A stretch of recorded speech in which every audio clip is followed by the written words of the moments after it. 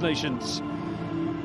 We have another triple header for you today and another opportunity to glimpse the stars of the future. We've had some brilliant matchups so far. Here's to another feast of running rugby. And first up here in Cardiff, it is Scotland against Italy. Both teams showing plenty of spirit so far, but neither yet registered a win. Then at 5 o'clock, it's France versus Wales. France given a real scare here last week against Italy. And finally, what could be the championship decider, Ireland versus England. And those two currently top the table. Ireland are on top by virtue of a superior points difference. But as I mentioned, the victor here this evening in the late kickoff could well go on and win the title.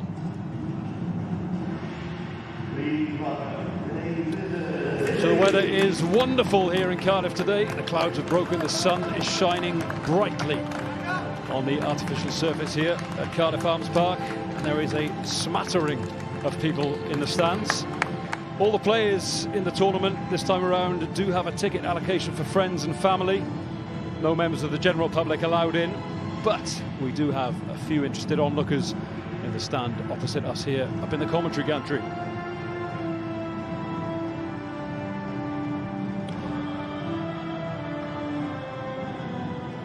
So the Italians out first, lining up ready for their anthem. We're just awaiting the appearance now of today's opponent, Scotland.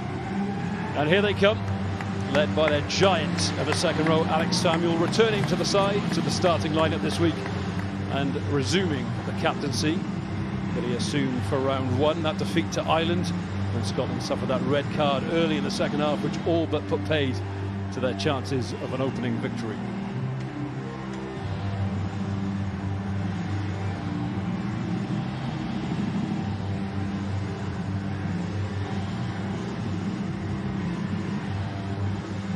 So perfect conditions here in Cardiff Arms Park.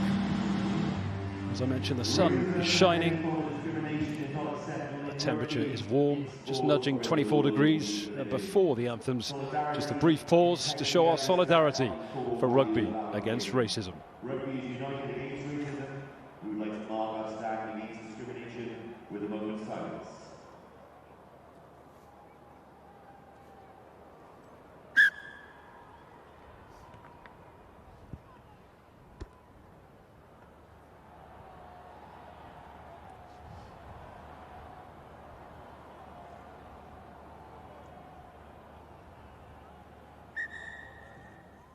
Thank you very much. Okay, please join us now for the singing of the visiting team's anthem, Italy.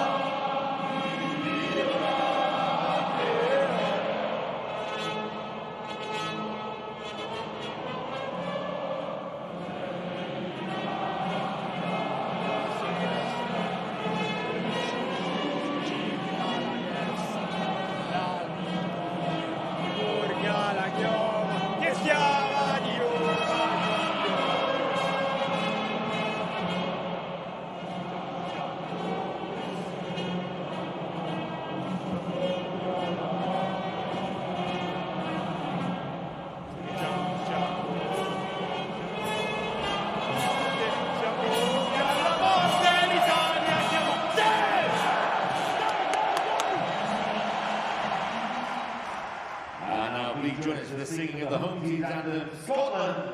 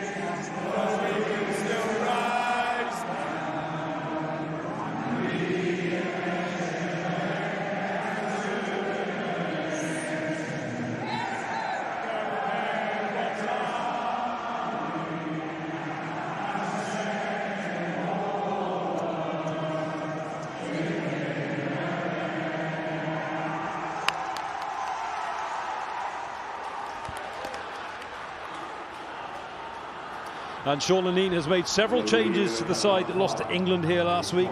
As mentioned, the 6'9" giant Alex Samuel back to captain the side. Cambridge University student Archie Smeaton comes into a dynamic-looking back row alongside bulldozing number 8 Ben Muncaster and turnover specialist Ollie Leatherbarrow.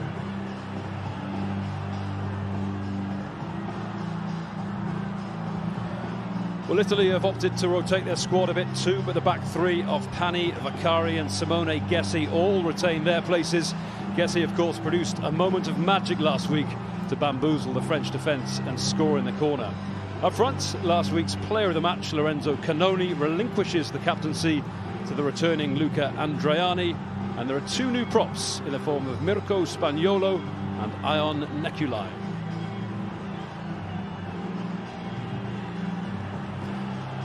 For Scotland, Christian Townsend starts on the bench this time, ready to make an impact at some point. And for the Italians, Alessandro Garbisi will surely bring some energy when he enters the game in the final quarter.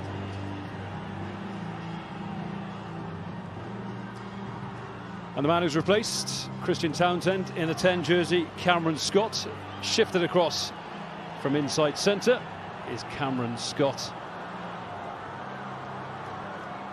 Just awaiting the referee's instruction before he kicks off into the warm Cardiff air this afternoon. Not much of a breeze here at the Arms Park either, so perfect conditions as we look to start round 3 of this under-20s Six Nations Championship.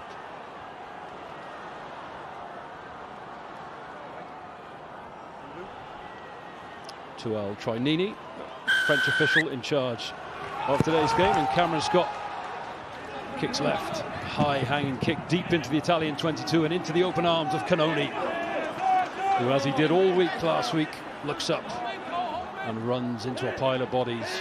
Hugely physical display from the Italy number 8. Stop! And as that ball just stays in and is fielded by Elliot Gourlay, and Scotland launch a counter-attack from within their own half. Out to Adam Scott. Neat little bit of footwork from the right winger before he goes to ground. And Leatherbarrow, the all-action open side flanker, charging through before Cameron Scott puts boot to ball again.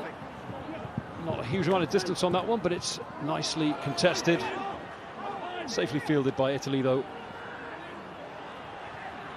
who opt to carry into the heart of this Scottish defence.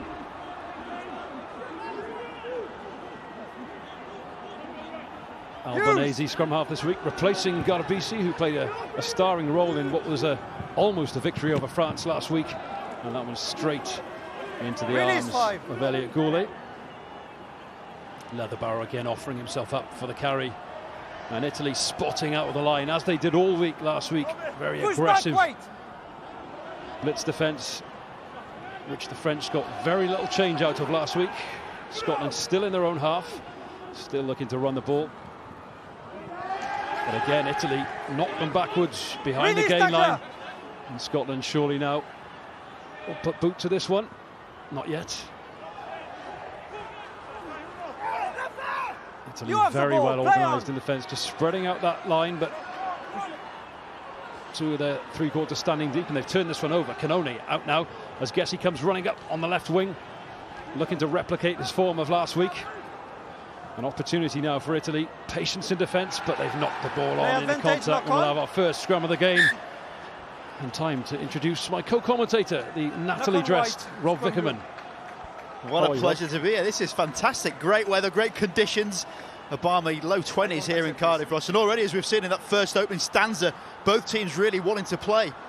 The first error creeping in just 2 minutes into this game, but a lot of competition at the breakdown. What's deemed to be a bit of a basement battle. I actually think these two teams have been buoyed by performances across this tournament that have really championed their spirit, and fingers crossed we get to see plenty of action on show here this afternoon. Absolutely, they're propping up the table, these two sides, but it doesn't tell the whole story. Scotland shown plenty of spirit last week in defeat to England, and Italy likewise against France. So this may be a basement battle, but plenty of enterprise shown from both sides in the championship so far, as that ball comes to the feet of Ben Muncaster. But again, he's scragged behind the gain line. Just some aggressive defence from the Italians. Leatherbarrow looking to make some inroads. Tackle, release. And this time Canoni told to release the man. The tackle is complete. As Murray Redpath shapes the box kick and sends that one high up over the stand here. Oh, beautifully chased by Adam Scott, and he retrieves the ball despite the attentions of the Italian defence, and now there might be an opportunity. Cameron Scott sees a bit of space, but the kick isn't executed particularly well. Italy a chance to clear, Rob. Yes, unfortunate there on the left foot. Expect to see a fair bit of that from Scott. Quite a probing kicker. Saw him in the first round. Lovely combination with him and Redpath to try and control the game. Play a lot off Redpath. Familiar name to many who are fans of Scottish rugby and like his abilities when he plays the game. This is the kick, a little bit too long, well taken. In the end, lots of competition in the air. Expect to see that. And it was Scott flying high for his countrymen. Yeah, good contest in the air there. Lorenzo Pani attempting to deprive Scott of possession. Just about clung on by his fingertips. And it's a line out now. Jamie Drummond, who wasn't meant to start last week, but ended up having an absolute stormer. That one just goes astray. Unfortunate start there. He was really good in his set piece last week. One strength of Scotland for this whole campaign is around their line-out. Probably helped by the fact they've got some Grampians in their pack. 6'9". I'd say that's too tall. Too tall, 6'9". What about 6'4"? You're happy? 6'9", too tall. Yeah, and he's probably still growing as well, which is the insane thing about Alex Samuel. Here we go then. Take two. Jamie Drummond goes to the back this time, but that one's picked off by the Italians. And Luca Andreani, the captain, just tidies things up. A low pass for the Italian fly half Marin, but just about managed to get away with that. Look to get a bit of width on the ball, and now they're attacking down the right-hand side, making plenty of ground. And this could be a run-in for a try. If Vakari can hold on to the ball and outrun the defence, which he's done. Little dummy inside, over the line. Vakari a score against the run of play for the Italians, and they are going wild. Well, wild on the pitch, wild on the sideline.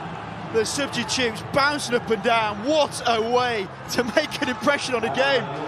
Not just one outrageous bit of skill, but a couple. Pierre Vakari, he gets the credit of the score, but it's about the guys preceding that. That was fantastic effort. Said about intent from the first 3 minutes of the game. This is from, once again, the turnover line out. This will not be pleasing the Scottish coaches on the sideline. And what a way to start it. First off, Andriani bounces them off. They're the subs loving it on the sideline. Moments of magic on the right-hand side of the pitch. Two offloads out the back door initially. Wonderful stuff from Drago. And then not to be outdone, Pani with him, supporting, and then why not finish it off with a little speculative dummy. 13, 15, 14. What a showing from the young Italians. Well, we said Simone Gesse did it last week on the left flank, and now his fellow wing three-quarter Flavio Vakari showing that he can weave a moment of magic himself. What a start for the Italians, and Leonardo Marin with his first attempt. It is tight to the touchline, this one. Can he make 5 points into 7?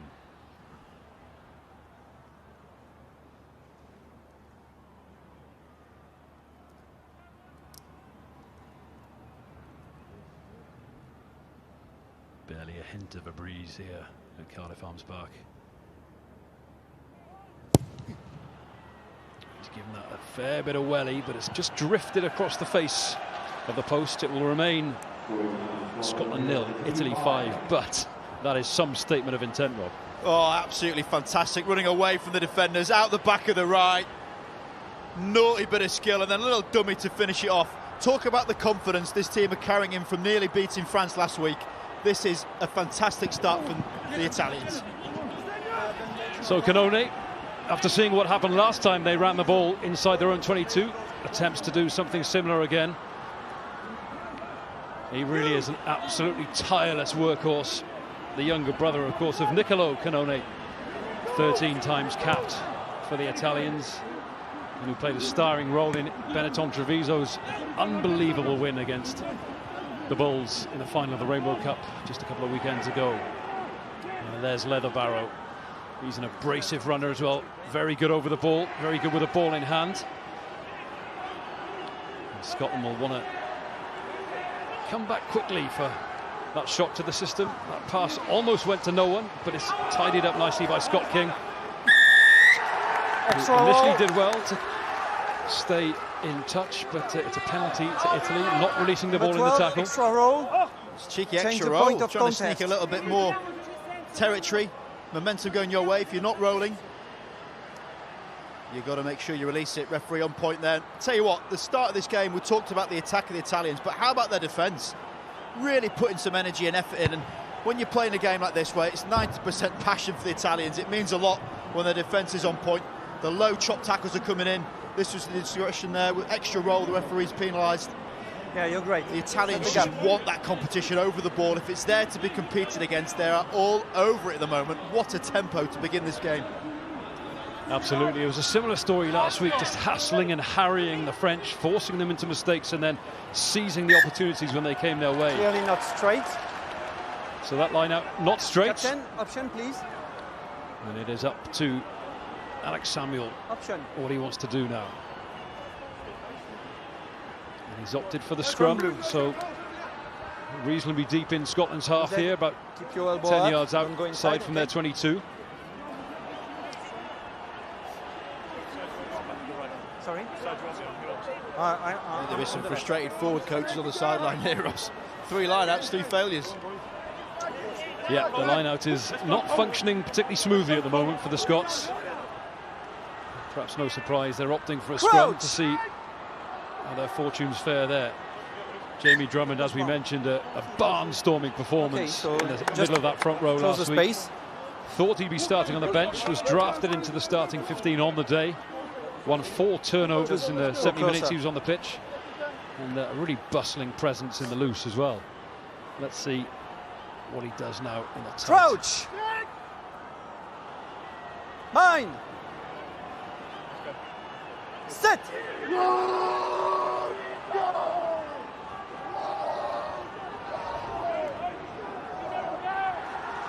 Some pretty guttural roars coming from within that scrum. I think they're coming from the Italian side, but the ball is there for Redpath. Stop here, stop. And Scott sees acres of green space in front of him, and that ball was about to trickle into touch before Lorenzo Pani just managed to gather it. Could they go for a counter-attack down that right-hand flank again? Not as much space to operate in this time. Scotland learned their lesson from last time and will want to snuff out any chance of a counter-attack from deep. Out to Marin, but the Italians are running it again. It goes up to Gessi with the scrum cap, and he shows the outside. Or rather, he's shown the outside, and he nearly beats Adam Scott. Andriani. It's the hooker, Di Bartolomeo. And the Italians showed so much fire and spirit in the opening exchanges here. Just 11 minutes gone on the clock, but so much to talk about already. They just seem to be getting beyond the tackle in the way the Scots aren't when they're in possession. Just running at soft shoulders, and they're looking dangerous with the ball in hand. Need to be careful, hugging the touchline a bit, but back in field, and the ball comes back to this left-hand side. Canoni takes route one. Marin shapes to kick, but he just trickles forward, unforced error for the Italians, and that comes to nothing. There are going to be a few errors just by the way that this Italian team are playing. 4 offloads on the charts already, which would be the same as some Six Nations full 80 minutes. So really showing that intent. 12 minutes on the doors, and this is a typical passage of play we're seeing at the moment. Lovely interplay, hands down the right, there's a little dummy. That offload after the tackle, as you say, Ross, winning that collision just makes it so much easier because you're in behind that defence. Time is off. Good interplay between forwards and backs, and it's making for a wonderful game of rugby thus far. Yeah, the Italians over the last few years have really stepped up at this level. A lot more coordination between the national side, the age grades, and indeed the clubs. And, please be sure that the Franco Smith, of course, stepping up now as the overall director of rugby for Italy. As Kieran Crowley steps into the head coach role for the national side, someone who knows Italian rugby inside out after his many years with Benetton. And a telling statistic there of 4 tackles missed by the Scots already, which shows the Italians are managing to punch through that first line of defence. Yeah, and conversely, none missed by them. So really are starting this game with some good numbers, backing it up. I think it's just that intent, you know, they've been discussing about what went well. It's not a long turnaround, just 6 days between games, so they probably cherry-picked the best things against the French, was that harassing, as you mentioned, and conversely their first game out where it was plenty of energy shown. So I think, you know, combining those two, it's exactly what we've got. The question would be in a game like this is how do you maintain it? You know, energy systems, difficult. These are young players playing at a high level that they've experienced, so fingers crossed they can maintain that. But these breaks certainly will help. It will have been an interesting 6 days since that defeat to France. A lot of onlookers thought the Italians deserved to win that game, and a bit of soul searching, you'd imagine, in the 6 days, and they'll want to put things right today against the side that are currently beneath them in the table. Free kick to the Scots from that scrum, and Redpath is off like a greyhound from the traps. But he's called back by the referee. You would be a 9 if you weren't trying to push the laws a little bit. I did actually see in their warm-up, Ross, you like this. Talk about sign of the times that Redpath had to stop the warm-up because his chain was still on. So he had to take his chain off back in the changing room. And not go to tell his forward. dad that one. Should be too happy about that. Scrum halves and fly halves, probably the more vain members of any rugby squad.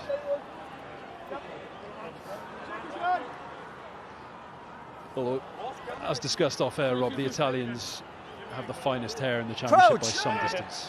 Yeah, best looking award. Bind! Sit! So again, with the absence of crowds in the stands, you can really hear the roars coming from within that scrum as the Italians try to get a shove on. But Scotland get the ball cleanly backwards. But Cameron Scott needs to put boot to ball. He was taking the ball with a scrum in retreat, and that one bounces nicely into touch just before the 22. He's got a lovely touch with the left boot, hasn't it? It's a real adage to have your fly half with that left foot. It means you can split the scrum, so you can see attacking option on the right. And the fullback's got 60 yards of ground to cover. He's not going to get anywhere near it. If you hit those wider channels, you're almost guaranteed that restart. 40 yards up from where you started, that's how you get a happy set of forwards.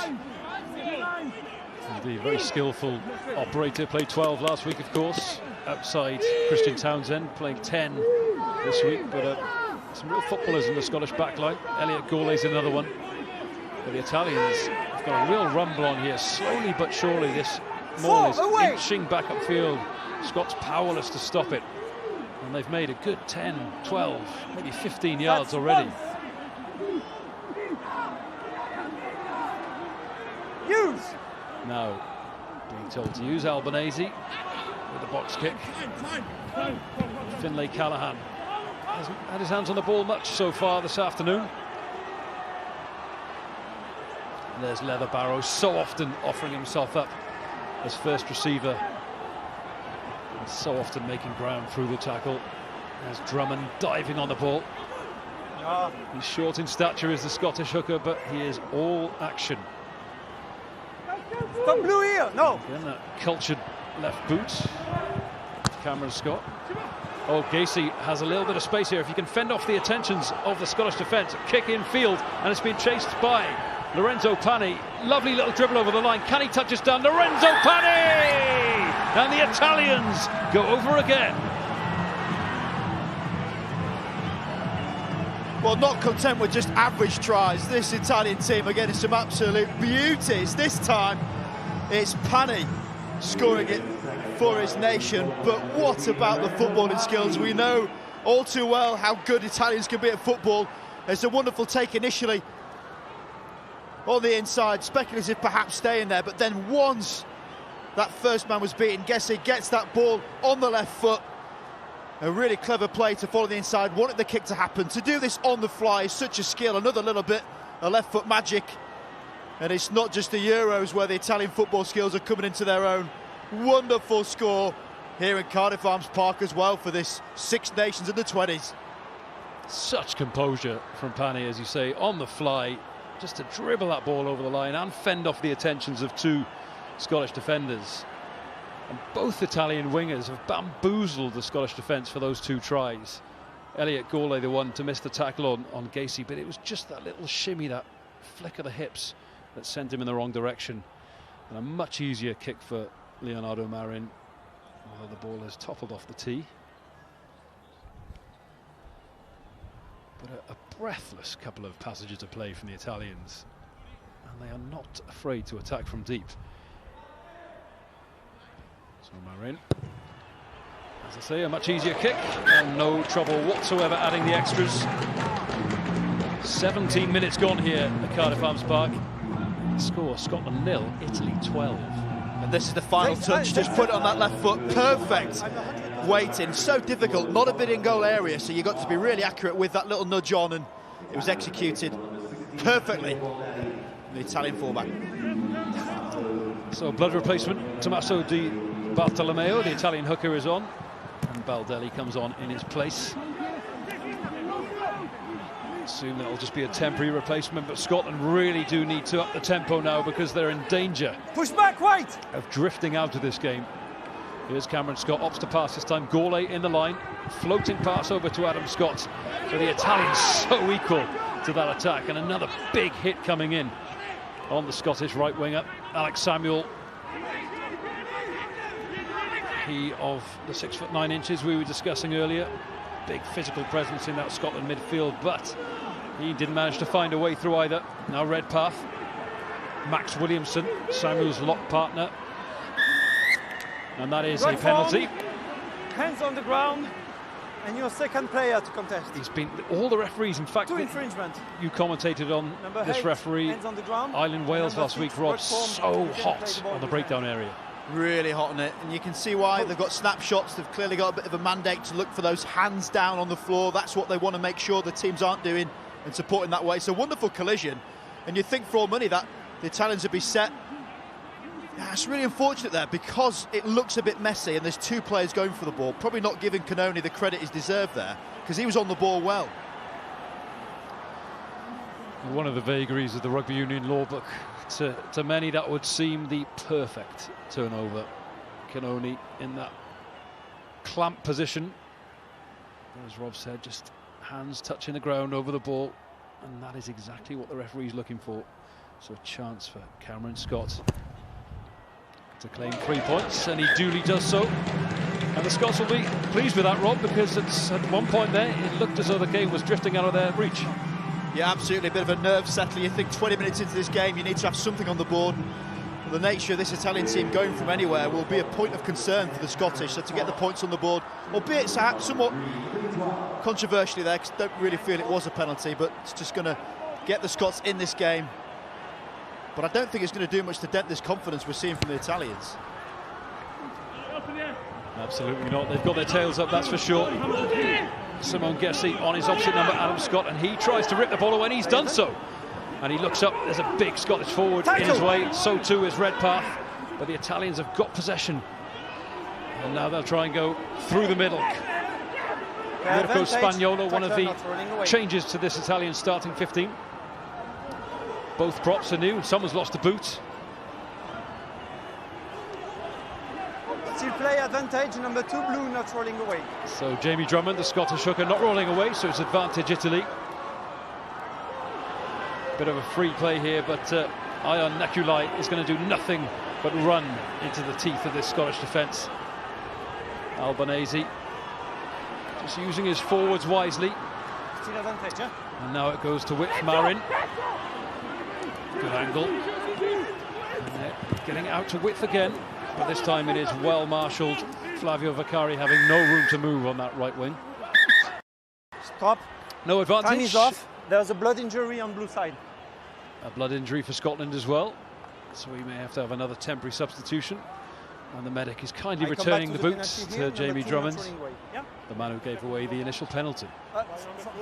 For me, number 4. We have to get his ladder out to try and we stop are the blood having coming a check from at Samuel. something goes wrong. There's a conversation happening with the referee, just asking about those decisions he's making. Great to see that conversation happen, even more impressive in English. But there's the rip initially. Over the ball, steals it from the breakdown, might have 11 on his back, but that's a skill set of a 7. And then here we see Drummond not just getting out of the way. It's so difficult because you're in a position that's really difficult to get out, and when you're on top of the ball, you almost have to concede the fact you're going to get penalised. I don't know what else you can do there, really. But as you say, a wonderful bit of skill from Gessi, not only making the tackle, but immediately getting over ball, ripping it free and launching a counter-attack. He really is a young superstar. We've seen so many of them, Rob, come through this under-20 side. We were talking earlier about Paolo Garbisi, who is now the Italian first-choice fly-half. He was only in the previous tournament. He was ripping that up for the under-20s here. Well, the players would be aware of that, Ross. You know, massive opportunity. See a bit of claret on show for these guys to really step up, and specifically, you know, in Italian rugby, where they really want to champion these youngsters and bring them through. Perhaps more opportunity for them. And Garbisi, the line all year, has played more times for his country than he has his club, and that's the nature of this progression. So Luca Rizzoli has come on at loose head prop, another blood replacement. So it's certainly physical down there today. It's also got a little bit windier going by the tabards of the water boys we're seeing. Not the easiest kick. So let's just see how the breeze might affect Leonardo Marin.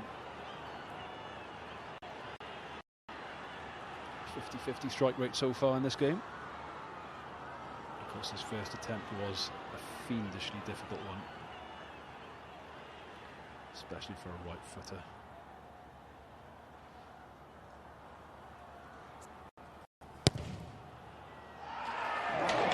Gave it a big welly again. He's got some power behind that boot of his, and that one's gone through. It's a solid 5-iron off the tee, that one. Wonderful whack. And again, it's just nudging that little bit of a lead. Coach has got to be content on the sideline. And as we've seen throughout this game, love the way that they compose deep in their territory. Their exit sets have been the difference so far. Absolutely, they never panic. Oh, and there is the commentator's curse. Thank you. Charge down, Leo Marin. But it's tidied up by Menoncello, the Italian outside centre, but only as far as Elliot Gole, who always looks dangerous when he gets the ball in his hand. Plays heads-up rugby, and that is penalty to Scotland. And Redpath, again, like every good scrum half, goes early, but one huge from the replacement hooker Baldelli. And it's resulted in yet another Italian turnover. Oh, look at the celebrations. That's what I love about watching Italy play rugby. On the play on the ground. You're not supporting your body weight. Referee giving a bit of coaching, as they seemed to do last week as well. Thank God for that, Ross. I was a bit nervous there. Kind of commentator curse about how well they've been doing, but it does strike the question why teams change tactic when they're deep in their territory and had such success before it. Ooh, almost kept in by the acrobatic leap. Number 16 white of Finlay Callahan, but the ball did find touch. 16. And Redpath won't want to watch this again. Oh, huge hit by Matteo Baldelli. He's not been on the field very long, but you'd imagine a good few stones given away, and he'll be feeling that for a few days to come. It's like a sack of the NFL quarterback, isn't it? Get a shot that's come off from a quick tap. Blue, open the gap. I'm sure he'll be looking to try and get that level score. There we are. He's come on. He's absolutely levelled the opposition scrum half, and he's back off again. Special team. Job done. The NFL parallels just keep coming. Sorry, thank you. Forward pass, scrum. This is the last time I hear you screaming, okay? Scrum. No, forward French pass. official Scrum once 5. again asserting his authority, as he did on several occasions between Wales and Ireland last week, Rob. He's not taking any nonsense from these youngsters, and I think he's just getting a bit sick of the back chat. It does strike us a little bit teacher and student though, doesn't it? I mean, he's absolutely right to be upset at that error, and if he's showing frustration, you can't tell him to stop shouting. And there's a lot of pent-up frustration among these players until this tournament began, of course. So many of them had barely played a single minute of competitive rugby for the best part of 15 months. So, as we've mentioned over the last few weeks, there's bound to be a bit of rustiness, bound to be a bit of frustration. But that's a monster of a scrum from the Italians, and it leads to a clear penalty and a chance now to kick deep, and another attacking opportunity for the Italians. Well, what a scrum that was. We were saying about how the Scottish rely on this set-piece ball. Not gone so well for them so far, having lost 2 line-outs, and then got absolutely buried in that scrum. So precious little to feel optimistic about so far for the Scots. 15-3 down on the scoreboard. As Rob mentioned, their set piece is malfunctioning, and Italy are playing with real confidence. So back on the pitch now, they're starting hooker Tommaso Di Bartolomeo. And that one goes high to the middle of the line to Ross Vincent, part of the National Academy. And were it not for that spilt pass in the midfield, Gessie may have had a bit of space to run in again. Scrum blue. Scrum Scotland. Oh, and he knows it as well. You're exactly right. The play got him round the outside defender. And then the fullback has to come in. And as we've seen already in this game, all they want is half a chance. Nice little set play out the back. ×2, similar format. And then wide open space. Setup is good. Keep working, guys. Not happy. I mean, given what he did in a phone box, he'd have fancied his chances of getting round the Scottish defence on that occasion. So a real let-off for Scotland. It's the one statistic they're losing on. Handling errors 4, Scotland 0 so far. You are pre-engaged. I guess that's what happens when you show a bit of ambition, Rob. You make a few mistakes along the way as well. Yeah, exactly that. There's plenty of 10 from this Scottish team, looking well loaded on the left-hand side of the pitch. You can see they've got 4 attackers poised, and because the Italians are holding 2 on the near side because of the threat of Gourlay, it means there's going to be a bit of pressure Bind on Martin trying to get round to cover. Set. So they'll need a good platform from the scrum, and they've got it. Redpath out to Cameron Scott. And there is Scott King, more of a powerhouse, strong runner in the midfield. Play advantage, dangerous tackle. Leather Barrow just looking to use his footwork to get around that first tackle. And there's Williamson. George Breeze, the tight head prop. Still advantage for foul play. Business student winning his 4th under-20s cap today. No advantage, knock on number 9. Back here. Looks at least 30 though with that well-manicured beard of his. Number 10. As to so many of them these days, Rob, it's remarkable to think a lot of these guys are still teenagers. Never great looking at date of births when you have to do the prep. But this is the tackle, very dangerous, no arms, but more so the fact his head right in front of his knee. And that's pretty much one-on-one way to get concussed, to be honest. So Martin will have to be much more careful of that. And I'd say about Marin, that was really from the scrum and how they were defending it. Because they were covering the blind side more so than the open side, both Albanese and Marin had to try and get across. And if you're really panicking, you don't have time to set yourself. And he's lucky to still be on the pitch, because that could have ended a lot worse. We've seen that happen to Lee Halfpenny so many times over the years, that all-out commitment and heart and defence, and sometimes just getting the technique a little bit wrong. Do yourself more harm than good. But it's another messy line-out. The knock-ons come from Italy, so second blue. Scotland will get the put into this scrum, but this is something they will need to sort out, because without a platform, they're not going to get anywhere in this game. No, simple as that, isn't it? You see the size of these forwards, they shouldn't be struggling at this set piece, certainly line-outs. But these errors really creeping in now. The other thing is, it completely stops the pace of the game. To talk about the effort and endeavours from this Italian team for the first 20, it would have been exhausting. You throw a water break in there, and the fact there's been 5 set-piece plays from errors, it refuels the tank, and it's really slowed down. Scotland have to get a grip of this game and have to control the tempo. At the moment, they're just not keeping hold of the ball long enough. So the last couple of scrums have been solid enough. Scotland will want to get this ball out early, because they don't want to get sucked into another scrum battle. Goes out to Scott King. Releases before contact. Gourlay in the line again, juggles the ball, keeps hold of it well, but it's ripped again by Simone Gessie. Second turnover for the left wing. He's not a big man, but he is packing a punch. And the Italians now with the opportunity to clear. Too wide.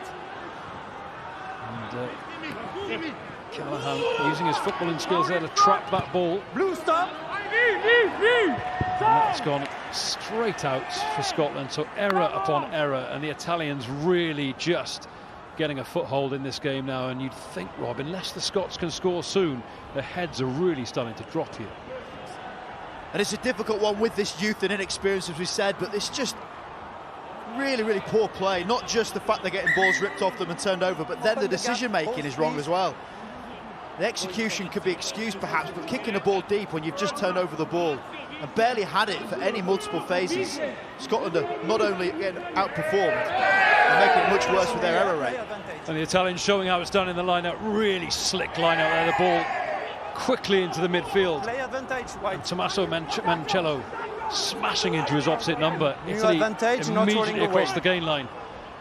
Much more urgency to their play. There's Menoncello again, once more getting through the tackle, and that's brilliantly offloaded through the tackle. Captain, two options. The first one is penalty here for player not rolling away, or the second one is on the 15 at the 10th because player is touching the air. Okay, look now, Here. So two options for Luca The first one Andreani. is here. Two offences by Scotland in different areas of the pitch. Back here, not rolling away.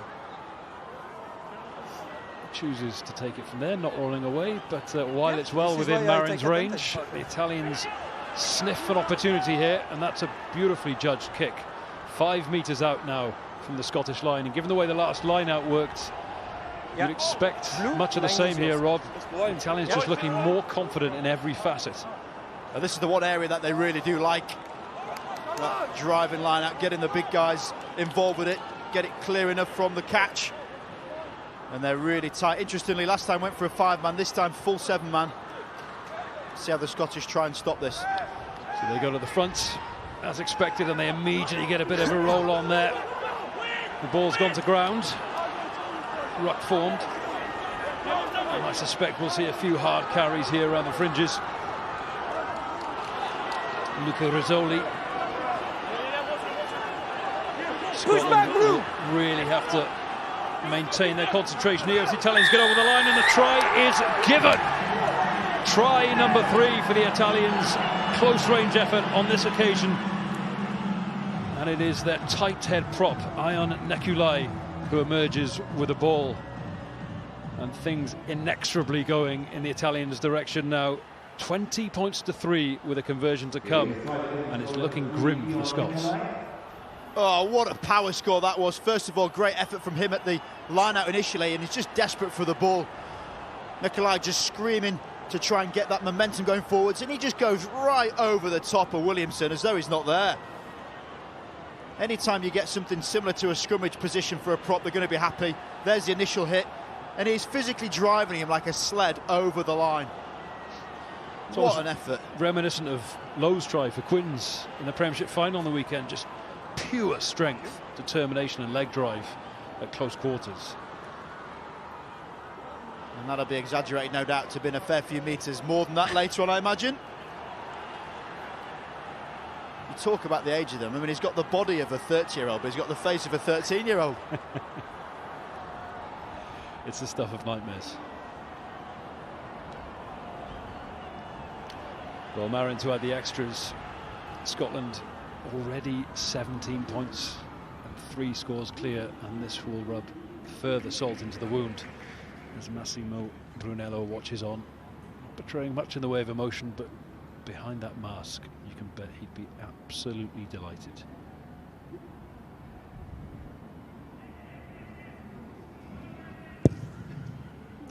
It's another 5-iron, and that time it's headed for the bunker rather than through the posts. That's like one of my 5-irons, but he went for it. Just taking a bit of time out on the sideline.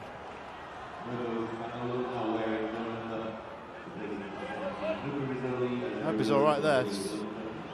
After effect of scoring the try, perhaps. I haven't seen. There's a missing player. Well, this is a really impressive display. We said about how the Italians had come into this game with confidence on the back of last week against the French, but we did perhaps think it'd end up like this. What a scoreline this is in 33 minutes of this game. Yeah, you sensed the Italians were capable of conjuring something last week. And have a look at this. We've talked, haven't we, about Scotland lacking in concentration, making simple errors, and it's really becoming their undoing so far, Rob. It totally is. I mean, kicks out on the full, and this is a set-piece play. This is something you practice countless times in training, knowing exactly where you need to be, what's the outcome, what you're looking for, and usually a bit landing it on the 22, create the breakdown, take the line out from wherever they kick it out. That is just unexplainable. You're kicking the ball out, or out you're going to get a bit of a rogue bounce on this rubber crumb, but still grade A possession given away at a time where the Scottish needed to try and build something. They haven't had the ball for more than 2 or 3 phases without either having it stolen or knocking it on, and it's becoming a real problem for them. You can just almost see their spirit draining away from them. You know, they are youngsters, we need to remind ourselves, and haven't often got the maturity to recover from a big deficit, and they need this half-time team talk. And there's Vicari again. They won't want to see this man running hard at them, making so much ground there down the right and flank, cutting back inside. But Scotland, thankfully for them, have got their hands on the ball and managed to extinguish the danger for now. White ball, play advantage, play on the Italy goal. have turned this one over again. Just remarkable, competing so hard at every breakdown, Italy, and they've won another one. Can they get it out to Simone Gessi on that left wing? It's a wayward pass, but we're going back for the Turnover advantage. is good. Play on the ground, slowing And the ball line-up's down. malfunctioning. The scrum has been passable the last few. The errors are creeping up, Rob. And at the breakdown, it's just the hunger of these Italians to compete for every single ball. You've nailed it. It's that desire. And you know, rugby's not a complicated game. More often than not, it's about how much that will is within you to either get the ball back or to keep hold of it, to run that little bit harder, to win those collisions. And at the moment, it's a masterclass. It's like the Italians are happy the Scottish having the ball because they're just out-competing them at the breakdown. So there's two things you can look at. Is it the defence or is it the attack? The attack isn't effervescing enough. They're not really running hard enough. And then there's no one supporting it for the clear. It's all very well stood there pointing out where you are in the breakdown, but you need to get in and commit to it. And it's not a complicated scenario. You know, if you run harder than your opponent, you win the collisions as we're seeing here, you're going forward and your team then have a stable platform. Not one thing is going right for the Scottish team. And you mentioned half-time, it's desperate, but what you can't do with these young men is go crazy at them, because more often than not, they're used to being the very good performers and aren't used to losing at this age. So it's about, look, what's going wrong, asking good questions, how can we rectify it? One simple thing is, go to your set piece and try and execute what you've practiced thousands of times.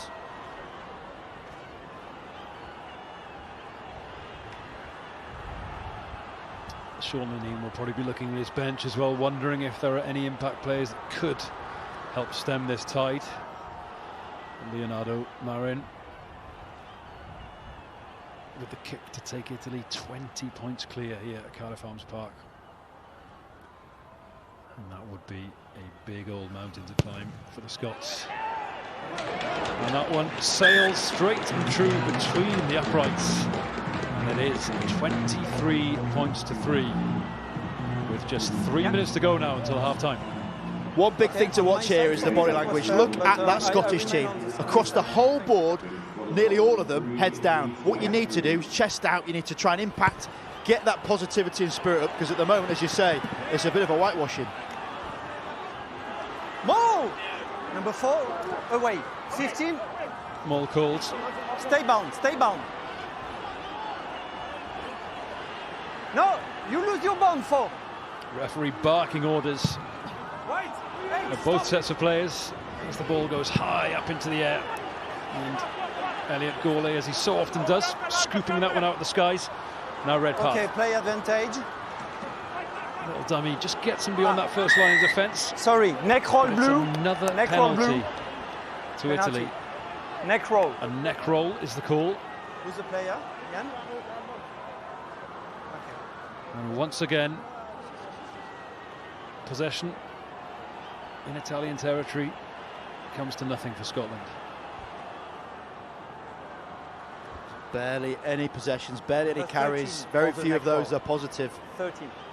And I think, you know, from a coaching perspective, the Scottish team will be looking at this probably quite excited in some ways, because they want to see what's their reaction going to be. Seldom you get in positions where you're getting this hammered.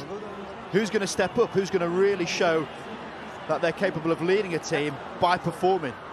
And I think, you know, that is something the spectators can really enjoy and see what's going to happen. How's it going to unfold? There isn't much more they can do in terms of self-capitulation. It's about trying to do something positive, and similarly Italy. Clearly not straight. There's a few blips on their performance, but otherwise they'd be elated. Scrum And or that line would be out? one of those blips there. A reprieve for the Scots. The ball not straight Not to Ross straight. Vincent at the back of the line out. So Scotland will get the put into this scrum with a minute left on the clock before half-time. And you sense they're 20 points down. Yeah. You'd I'm like on to that think side. they might go for something from inside their own half, but the pragmatist in me thinks it might be better just to get the ball and get it out, Rob. And that's usually why the under-20s games are so great, because tactically you look at this as a senior team and it'd be very much about game management. Now you're almost at the point where Coach. let's try things, you know. there's a massive squad of these players that are here, and the players will know if they're not performing, they might be taken off. So why not try and express yourself? You might be in your 22, but that's the best place to attack from. Well, pressure on Murray at the base of that scrum, but the penalty has gone Scotland's way, so they will get a chance to clear their lines. 20 seconds left. Will they fancy one last attempt in the Italian line, as Rob said? Angle. Cameron Scott just dinks the ball over. Not a great deal of distance on that kick. It's got them up to the halfway line. And they'll have one more attacking opportunity to try and close this deficit before they go into the sheds for half-time. 20 points down at the moment. And they have looked fairly directionless with the ball in hand so far, it has to be said. 3 line-outs lost for Scotland. None won on their own throw so far, which is a damning statistic. And that one finally goes to its target. Max Williamson dotting the ball down. Now Redpath runs into traffic to Scott King. The Italians will not want to give up an inch at this stage in the half. And their defensive line, again, just hammering hard at those Scotland carriers. Very well organised. There's Williamson, big carry from the big lock.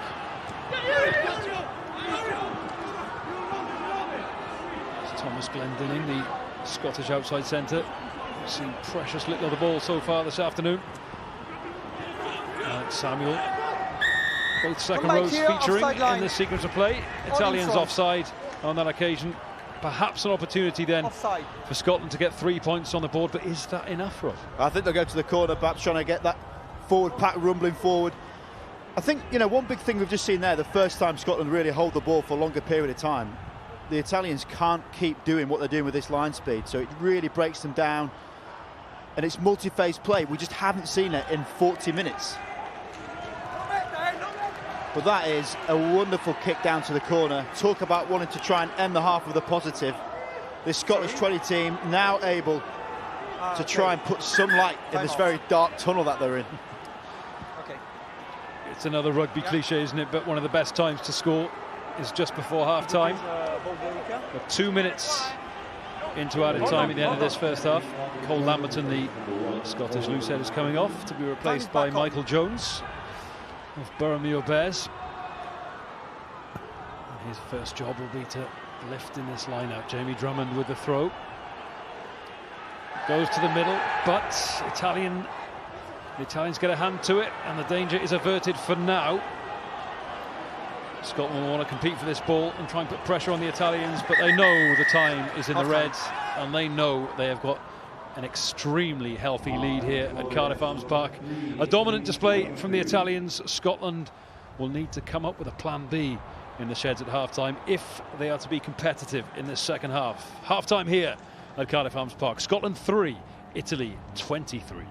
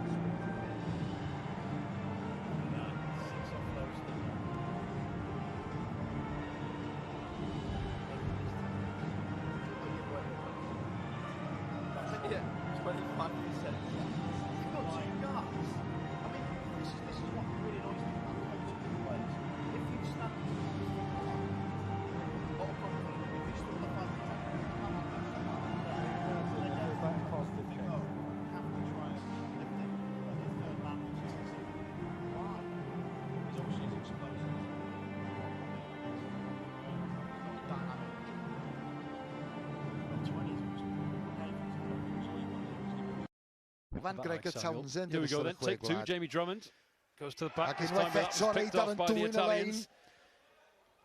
A'r capten Luca Andriani yn ceisio cario'r bêl allan o'r ddwy anrhigion. Albanese, yr gig sydd i ddilyn na, maen nhw am ei lledu hi. A ddewid a menter yn perthyn i chwarae'r Eidalwyr. A'r bas yna yn rhoi nhw'n y tir agored. And this could be a run-in for a try. If Vakari can hold on to the ball and outrun the defence, which he's done, little done.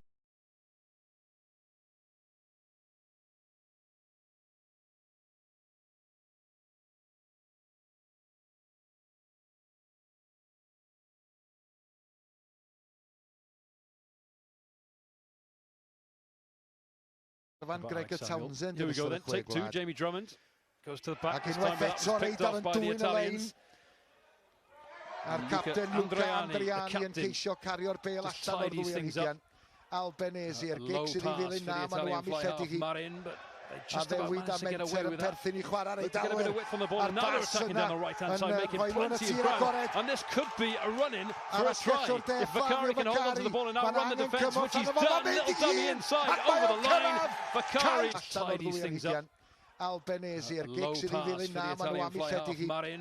A ddewid a menter yn perthyn i chwarae'r Eidalwyr. A'r bas yna yn rhoi nhw'n y tir agored. And this could be a run-in for a try. If Vakari can hold on to the ball and outrun the defence, which he's done, little dummy inside, over the line. Vakari scores. Yr gig sydd i ddilyn na, maen nhw am ei lledu hi. A ddewid a menter yn perthyn i chwarae'r Eidalwyr. A'r bas yna yn rhoi nhw'n y tir agored. And this could be a run-in for a try. If Vakari can hold on to the ball and outrun the defence, which he's done, little dummy inside, over the line. Vakari scored again. Low pass for the Italian fly half Marin, but a ddewid a menter yn perthyn i chwarae'r Eidalwyr. A'r bas yna yn rhoi nhw'n y tir agored. And this could be a run-in for a try. If Vakari can hold on to the ball and outrun the defence, which he's done, little dummy inside, over the line. Vakari scored against the run of play.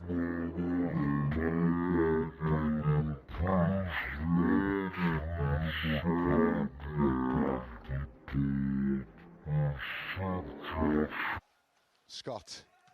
A gig uchel. And that cultured left boot of Cameron Scott. Thomas Glendenning. Oh, Gacy has a little bit of space here. If he can fend off the attention Simone of the Scottish defence. Kick in field and it's been chased by Lorenzo Pani. Lovely little dribble over the line. Can he touch his down? Lorenzo Pani!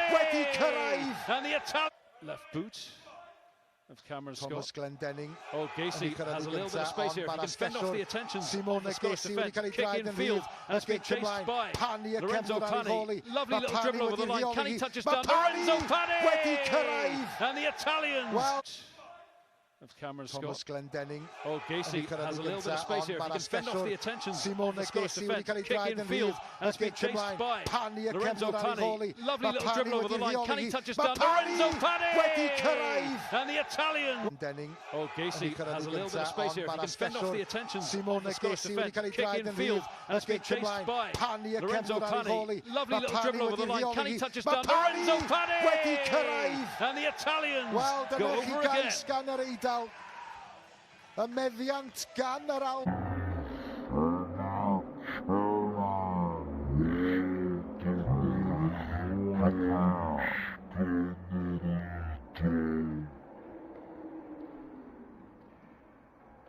Scottish try and stop this. So they go to the front, as expected, and they immediately get a bit of a roll on there. The ball's gone to ground. Ruck formed.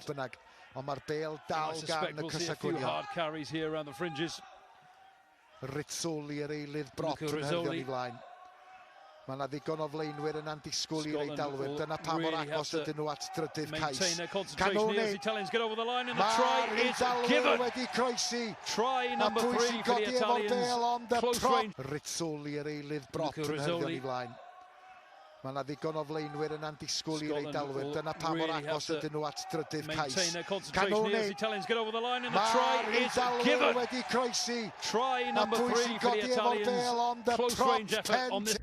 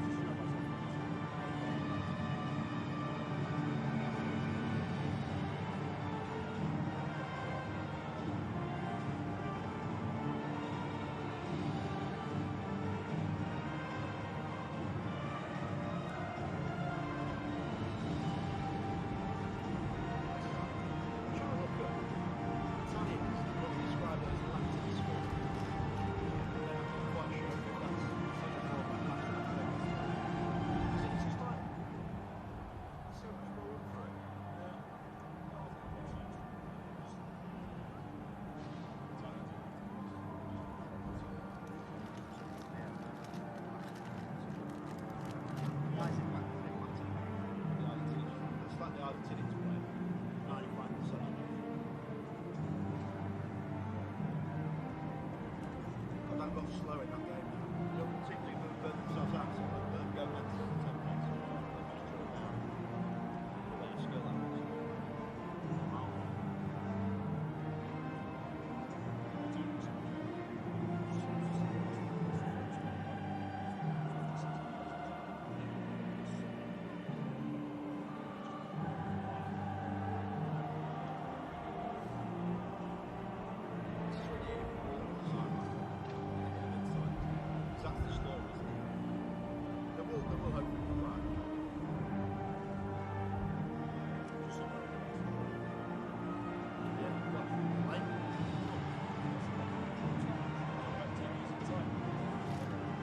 Do it easy, can they? How many knots?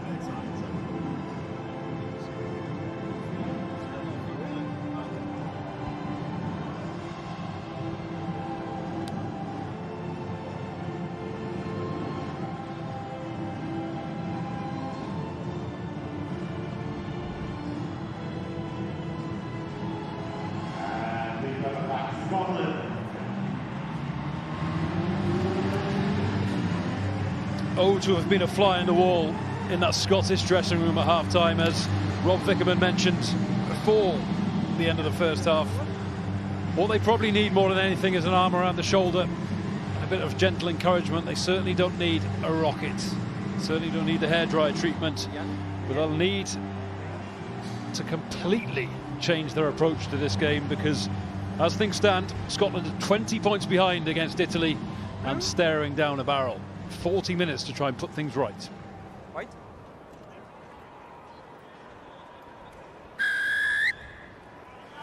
And it is the Italians through Leonardo Marin to start this second half, and that goes safely into the hands of Max Williamson, the big second row forward for Scotland.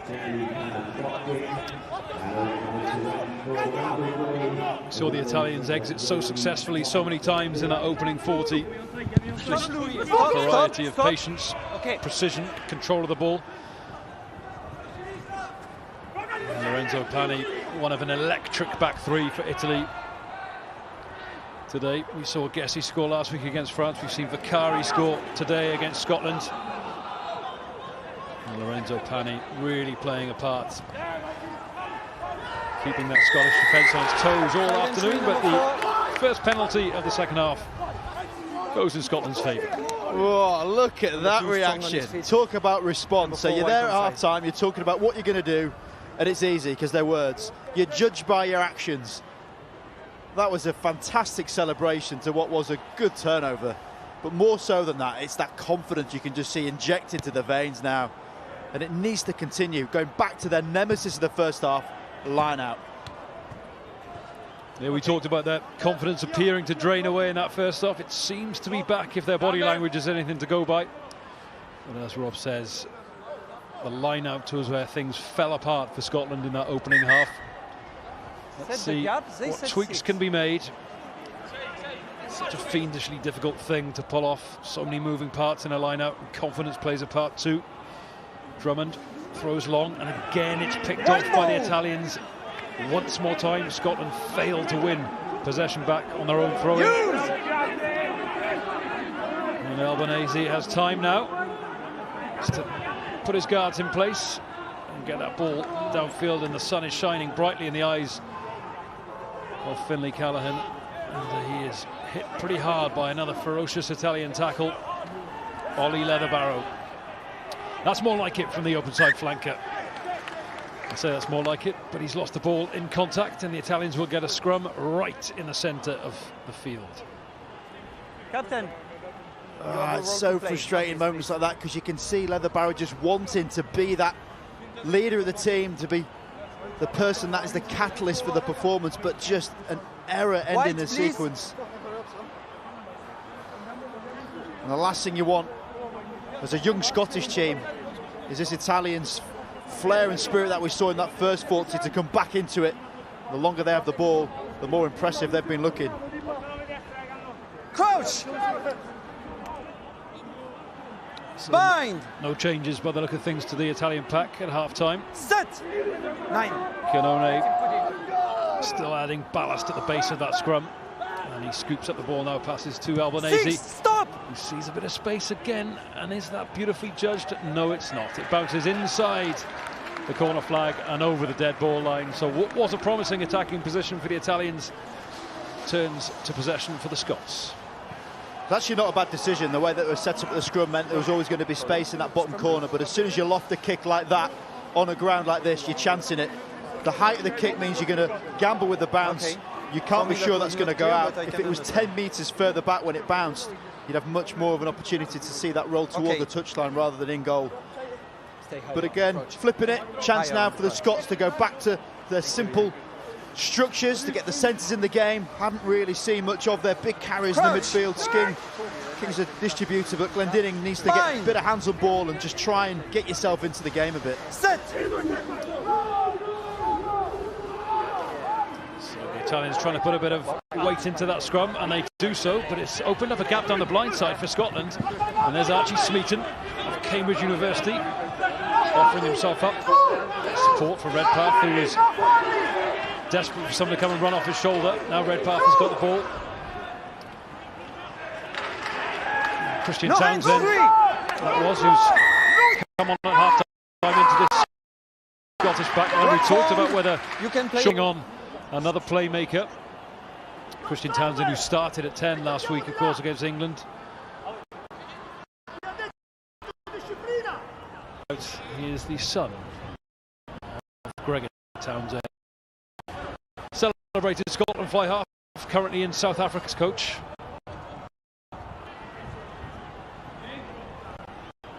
I wonder if Gregor, having seen the game where you've lost 5-1-1, well, that's the outcome. Interesting decision there in his charges. Set the gap for you. White. The only guy clearing out part of the problem. White. Now, line-outs when you've got someone who's 6'9" shouldn't be overly complicated. You put him at the front and hit him. You don't need the movement because he's going to be taller than everyone else. Well, they've won that one, but it's scrappy. It goes into the hands of Archie. And Cameron Scott remains on the field. He hasn't been replaced at fly half. He's shifted back into 12. A shirt he's already occupied this championship. So 2 playmakers now in that Scottish midfield. It's Townsend who's at 10. He's got his hands on the ball now. Play advantage, knock on. And again, another error. Michael Gray, another Scottish substitute. And this is Simone Gesse. Always looks dangerous when he gets the ball in his hands. And Scotland really need to recover now. Scrambling back to defend this one as Gesse makes huge yardage, weight. gobbling up the metres as it gets to Scotland's 22, and now the Italians with a bit of intent, but back here. Another unforced error. The referee was playing advantage for a Scottish player not supporting his weight. I think that was Jamie Drummond, the hooker again. And in the blink of an eye, Rob, as we've seen on several occasions today, defence becomes attack, and all of a sudden the Italians are now in the ascendancy. I see it as error on error as well, Ross, though, because initially the pass wasn't held. Townsend tried to fire it out, but then it's the next action. You need to try and shut that play down as fast as you can. It was a missed tackle on one of the most dangerous men on the pitch. The net result is now, I guess he gets you 50 metres further downfield. They look so dangerous in broken field running, but it's just not helped by these missed tackles constantly. Slick, clean line-out ball for the Italians. They set up this textbook rolling ball, which splinters and peels off towards the Scottish line, and Scotland really need to be careful here. A score conceded at this stage could be good night. And like they did with their last try, scored by Ion Nekulai, the tight the Italians, and why wouldn't they? Inch by inch, they're making their way towards that Scottish line, but check out those celebrations. A turnover for Scotland. Italy not releasing on the floor, and it is their replacement loose head prop Michael Jones, who's getting the credit from his teammates. And a sigh of relief for Scotland. Well, it certainly would be. Any more scores at this point in the game and you are dead and buried. Even a Quins-esque recovery would not get them out of it. But it's good to see that celebration kicking in, and it just needs to be seen a little bit more across the board. You need to be abrasive in defence, and how desperate are you to try and get the ball back? That's really good effort. Low chop tackle, over the ball, competition like the referees wanting to be seen all game, and you're going to get the benefit of doubt there. You have time. If there's any surprises there, unfortunately, to see a replacement hooker. Back on. So Drummond, who was so influential last week against England, 4 turnovers won and some really industrious carries, but he has struggled to hit his targets all afternoon in the line-out. So, as Rob says, an air of inevitability without that replacement, Patrick Harrison, coming on to replace him. No, and it is another penalty at the breakdown for Italy, and this one well within Leonardo Marin's kicking range. You're trapping number 8. I hear that as chopping. Post. That's what I heard. A new bit of rugby vocabulary invented by the French official here today.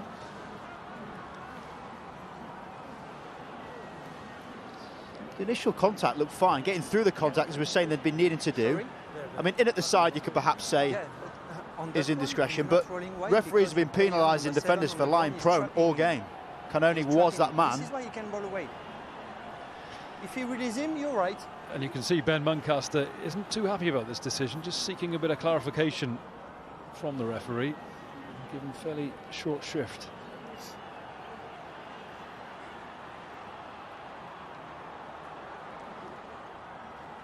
So 3 out of 5 so far for Leonardo Marin.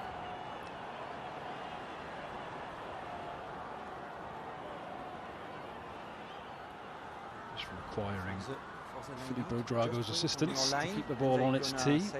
Evidence perhaps of a stronger breeze down in the Arms Park. The sun shining too. We've seen a few Scottish back 3 players squinting as they try and retrieve some of those Italian high balls.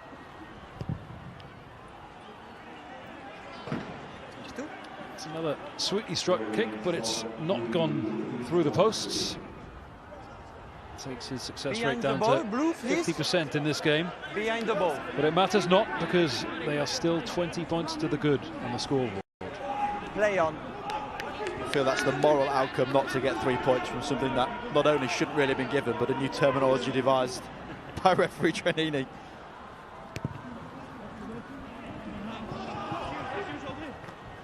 Play advantage, knock on. So advantage to the Italians. Scott's knocking that one on in the air. And here comes Ross of intent. Advantage over for knock on. Industrious back row forward. Likes the contact, and that's beautifully judged. That chip over the top, Lorenzo Pani into his hands, but the loose ball is scooped up by George Breeze. And can Scotland launch a counter of their own? They do have numbers on this left-hand side. The Italians just having a chance to reload now. And that blindside isn't quite as inviting as it looked several seconds ago. Murray just digging for the ball. Scotland just hoping to puncture that Italian defence, but again not looking after the ball. And here comes Albanese. That's a good tackle there from Christian Townsend. Knocking back the scrum half behind the gain line, who is looking to set off on a scampering counter-attack, and it will be scrum down. It's almost a shame that wasn't rewarded there from Townsend. That was a great hit midfield, but the knock-on has meant that it's again Italian possession. And that's what you want to see. It's really difficult when you're playing a game with such low confidence levels, but when you get people coming on, you want to see the impact. And this is the lovely little kick in behind, flat defence from the Scottish. Italian probe, and then the roaming tight head midfield. And there's Townsend tackle, nice, targets the ball. I mean, I always find that's quite unfortunate when they get penalised for knock-ons there, because he clearly wasn't targeting the ball. His hand happened to hit it. Yeah, absolutely. Great defensive read, and the result is Italy get the put into the scrum inside the Scottish half. But good intent shown, Rob. We talked about the lack of spirit being shown by the Scottish side in the first half, and so far in the first 10 minutes of the second, they've definitely stepped up the gears a bit. It's from a little bit more ball as well that they've been needing.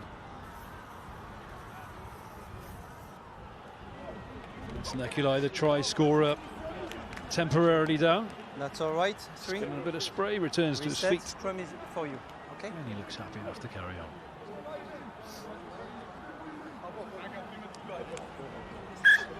Shines back on, knock on blue, scrum white. Nothing a bit of free spray can't do. I'm sure that'll be fine to carry on with your scrummaging. A few hundred kilograms of pressure going through your back. It works miracles.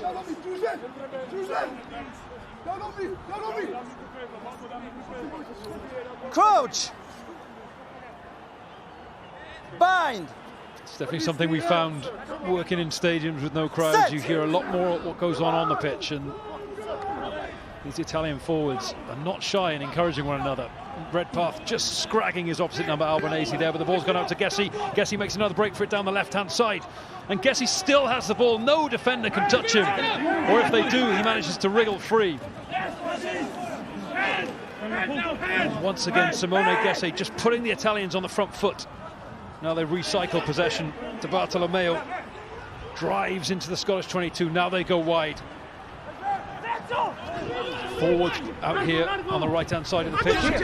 Goes into the hands of Filippo Drago. And it's stolen by the Scots. Could there be a counter-attack here? It's thrown away rather carelessly back into Italian hands. And there's Albanese, and he gives it to Vicari, who's got a bit of space. Steps back inside, well tackled by Leatherbarrow. Pops it up to the captain of Italy, who crosses for the try, the bonus point try. And a bit of carelessness from Scotland leads to another Italian score. And surely, with half an hour left to play, that is the final door slammed shut. And it's fitting, it's the captain that gets to do it. He's been a wonderful play this game. Absolutely everywhere, as most blindsides are. It's absolute error strewn on this near side. First of all, the wonderful turnover, then just thrown away infield. Speculative offload, one of the best ones to do off the floor. It's a wonderful line. Albanese sucks at the defenders. That step gets in between the two, then take out the line. Andriani from behind, running straight back at the breakdown. Defensively, very hard to stop, as there's usually a man lying down in your way. And he is right to be beaming from ear to ear. Bonus point score for the Italians in what has been a thoroughly impressive game.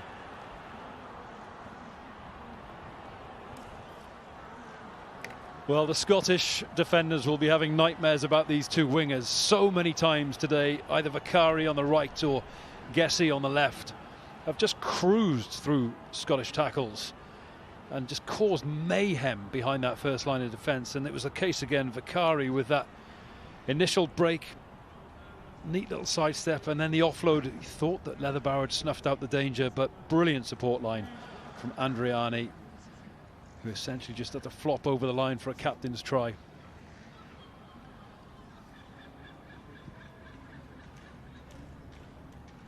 So Leo Marin looking to add the extras. Again, this one hugging the touchline. And it will slide just to the right of the uprights.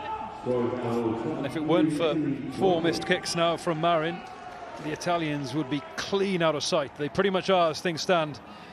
I mean, what do you do now, Rob, if you're a Scottish player? Well, I think you have to try and eradicate the missed tackles, as you say, Ross. That's been the thing that's crippling them. 20 missed tackles, probably 10 of which have been on each winger, the way they've gone. So go back to get the ball and keep hold of it, run hard and support each other, because at the moment they're getting turned over for fun. There's Archie Smeaton, the tip-on pass. Christian Townsend trying to impose himself on this game. But again, such aggressive defence from the Italians, whether it's their front rowers, their back rowers, or their three-quarters, all flying up out of the line and making Scotland panic, forcing errors. It's a decent run from Michael Gray. Gets the ball to deck, and Smeaton has stepped up as a carrier in this half. Much more conspicuous, the big blind side from Cambridge University. And now here's Cameron Scott. But again, directionless really from the Scots. Finlay Callaghan gets the ball behind the gain line and is hit behind the gain line. An insult to injury. They're pinged again for holding on. He's strong on his position, contesting the ball. The referee's doing a bit more coaching at the breakdown, which is great, and his communication's been very clear throughout it all. But the one thing you cannot do against a very aggressive pressing defence is try and play so deep out the back to static runners. The Scottish seem to be doing it time and time again. It means that all of your supporting players are in front of you. So the aggressive Italian defence pushes through. Net result, turnover. I was about to see. Push back, all your defenders going forward, your attackers conversely in front of you. And as you see, 4 Scottish players trying to run back round on a J line to get there. They can't. Penalised. So simple for this Italian defence. And a little bit bereft of ideas from the Scottish. You've got to feel for Finlay Callaghan. He's had so little opportunity with ball in hand today, and when he does get the ball in his hand, as you say, Robbie is standing so far from a standing start behind the gain line, and he's swallowed up by a bunch of aggressive Italian defenders. A substitution for the Italians. Number 24 comes onto the field, Fabrizio Boschetti. Time is off. And he replaces set the gap. Time is still off. The big lock forward, Giacomo Ferrari, and the try scorer, Leon Nekulai, is off as well. So, new man at the tight head for Italy. And again, they're going to try and get this rolling ball moving, but that's well defended initially from the Scots. Got underneath that one, but no, away. Tommaso Di Bartolomeo is at the back, and now they get it inching forward in the right direction. Being told to use it now is Albanese. Second time he's been told to use it, so he'll have to be careful here. Goes down the blind side for a snipe, and he's over. Albanese over from a blind side snipe. Scotland caught napping. Everyone thought the charge was going to come through the middle, and the scrum half, like all good scrum halves, just finding a slither of space. Well, he certainly did snake his way around that one, Ross. That was a brilliant poacher's try. Look at the people committed. Because they're going forward, the Scottish players have to get back round and up. At no point are they looking up to see where the gap is. Redpath too transfixed on that breakdown without thinking about the 2-on-1. You can see Albanese looking. Because of that danger, Redpath calls someone. He falls for the dummy. There's your metre gap. That's all he needs. And it's another score for this Italian team that continue to impress here at Cardiff Arms Park. Adam, if you have time, could you please pass number 9 blue? Things 9 onside on the last ball. Could get ugly here at Cardiff Arms Park. We're yet to enter the final quarter of this game, and Italy are now 30 points ahead with a conversion to come. And given the way the game has gone, you'd imagine they would continue to dominate in this final quarter, and we could be having to look through the record books, Rob, because this score is ratcheting up.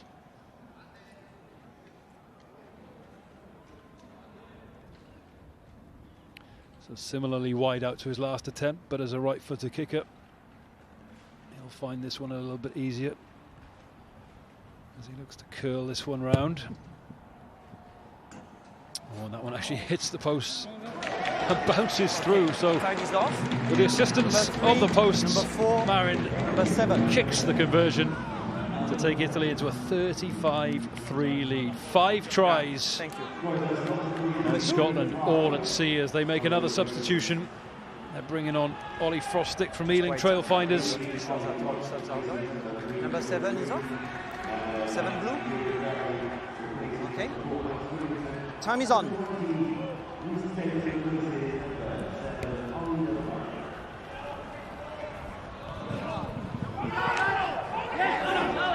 Tackle inside. The Italian hooker, Di Bartolomeo, has also gone off. Yeah, leave it. All new front row now for the Italians to the one that started. Use it! And a sense of desperation now in Scottish ranks, and that's well charged down by Alex Samuel. Bit of disarray in the Italian ranks, but they've composed themselves and they're exiting from their own 22 in a very slick manner as Simone Gessi, the danger man on the left wing, puts a probing kick into the Scottish 22, and it's down to Callaghan to try and clear the lines. Back! And he hasn't done so. Straight into the hands of the Italian fullback Lorenzo Pani, and this could be danger for the Scots. They need to realign quickly, because at the moment the Italians do have a man advantage on the open side. It goes out to Marin.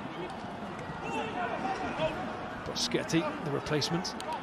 There's Marin again. Lovely quick hands from Marin. There's Menoncello. And there's space enough for Vakari. Has Vakari got the pace to go all the way? Lovely tackle from Alex Scott. Italians still in possession though. Canoni hit man and ball. Now they go wide and the Italians working it wide, both sides of the pitch. Can it go to Gessi? Gessi has a man overlap. Does Andriani need him? Andriani puts his head down. 10 metres out now for the Italians. Same corner, just scored in, and they're over again. And this is quickly turning into a rout for the Italians. We talked about a potential record score. They're already up to 40 points with 20 minutes still to come. And if you're a Scottish player right now, you are really staring down the barrel. Well, the size of him is so big he can't even get a numbered shirt. Yeah. But there's a lovely play on this near side. As defenders again beaten for fun. And Vakari then sets one up to go back the other way. No messing about here. Andrini just goes straight forward. They're supporting players so well. That's the big point of difference. Italians so comfortable at keeping hold of the ball. And once again, another missed tackle by the Scottish ends in more points for the Italians. Celebration all around. And I'd say, Ross, at this point, it's already looking pretty ugly.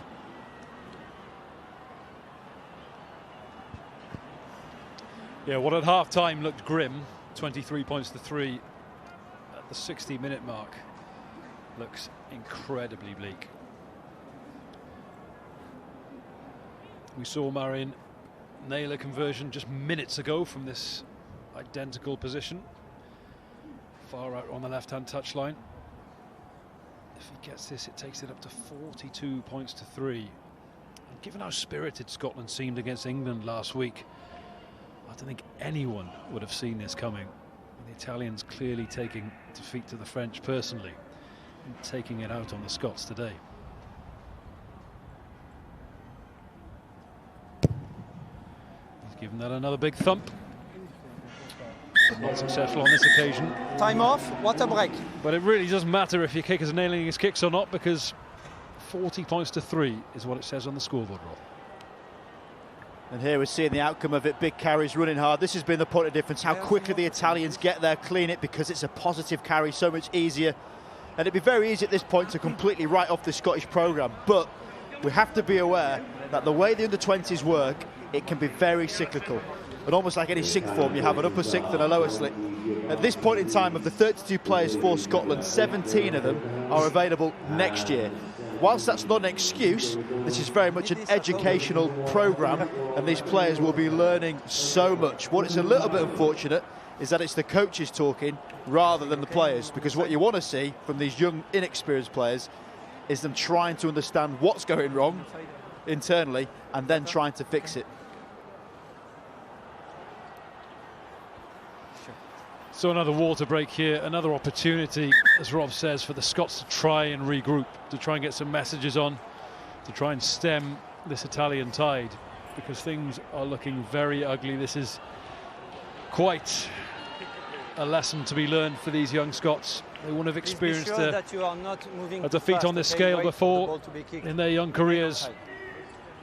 And what often marks the character of a player is how they respond to adversity, how they respond to defeat. Time is on. I wonder if that's the question his old man will be asking him later on as well, Townsend. Yeah, I imagine he's got his laptop open somewhere in South Africa, in Johannesburg. And Gregor Townsend, as a proud Scotsman and a proud father, won't be too happy about what he's witnessing here today. Stop, White! Stop! 20! Stop! So around 18 minutes then for the Scots to try and restore some pride. That's a fiendish bouncing ball for Gourlay to try and clear up. Stop, Blue! And that return kick is kept in field. 6! And it falls into the grateful arms of Leonardo Marin, who finds Vakari. And Vakari, as we know, can find space in a phone booth. He's safely brought to ground on that occasion, but the Italians really do have a sting in their tails right now. There's Menoncello, just checks and runs back inside, offloads to Pani. They've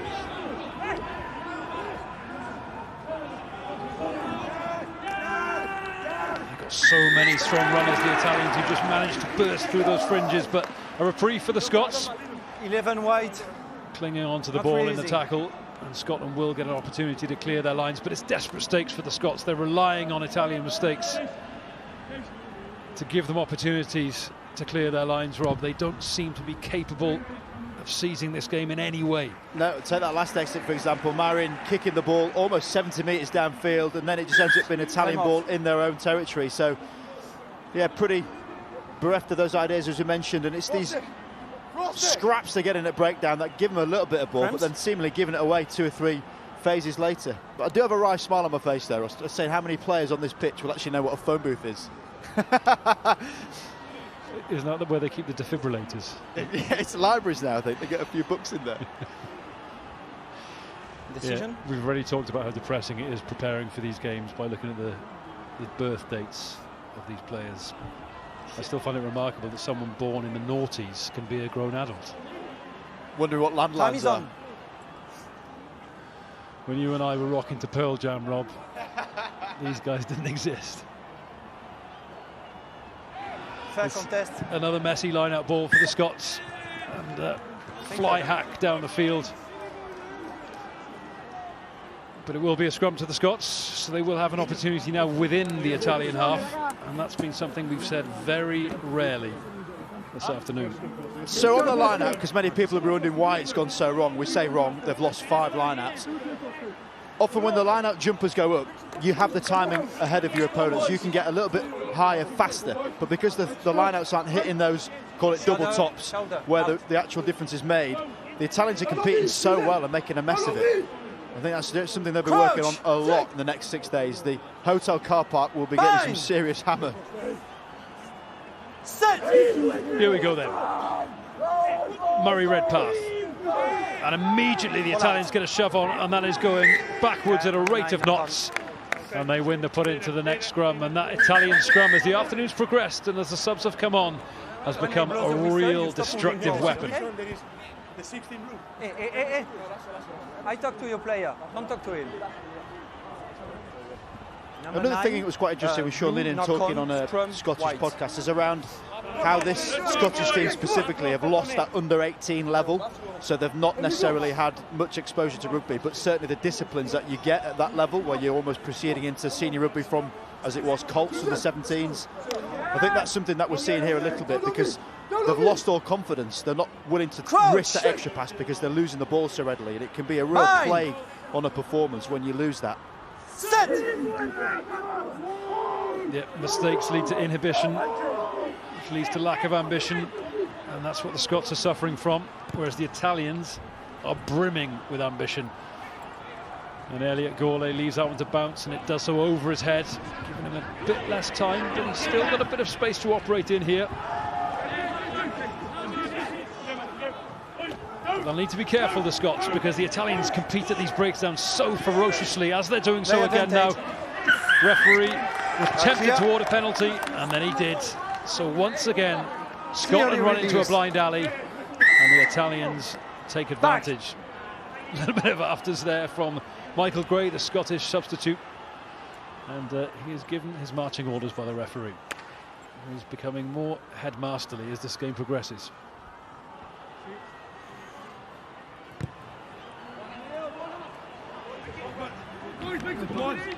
Okay. It's been a masterclass. Number 10 kicks and out of 12 hand. white, please. Off. Certainly for Marin, he's got an absolute banger of a boot. But this has been the moral of the story. When it comes down to competition and that edge and that will, it's just been Italians in every single facet, be it line-out, scrum, breakdown, carries, offloads. Time on. Cast down at the stats screen, and everything is in favour of the Italians. So Tanegi is on at fly half. Leonardo Marin, very much job done for the young man. Phenomenal control display at fly half. And can they pile more misery on the Scots? Not this time. Oh, you're not releasing and you're moving forward. So one of those more pedantic rugby laws, but the Scots won't mind. Christian Townsend gets to clear the Scottish lines after what looked like another threatening Italian position. Speeton managing to get over the top. It was actually Rizzoli trying to do the old squeeze ball, which is very difficult to execute with a player on top of you.